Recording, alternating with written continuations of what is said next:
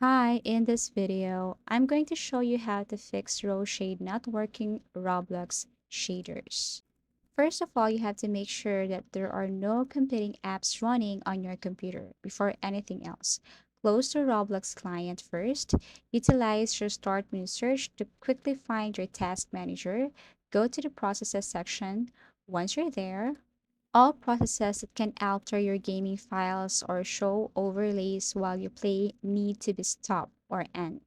For instance, programs like Cleaner, Adobe products, Steam, and OB, something like that, frequently cause interference. Additionally, you must make sure that Roshade and other third-party Roblox programs are not running in the background.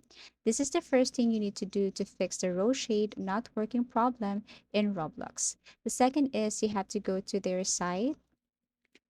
Okay, so you have to get the most recent Roshade setup installer for your PC by going to roshade.com, or if it doesn't work, then you can go to Roshade GitHub. The most recent version is available for quick download from this page. Run the installer once you've finished downloading to reinstall the shaders required for Roblox. This process could take a few minutes, and as it progresses, you'll see a new desktop shortcut appear. This is your new entry point for starting Roblox. So use the shortcut to launch Roblox and see if Roshade performs as planned.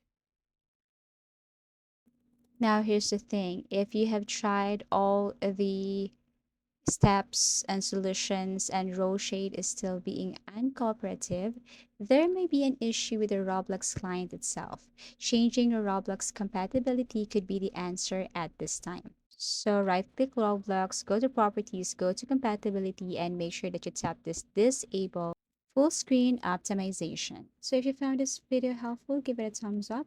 Subscribe for more video tips and video tutorials.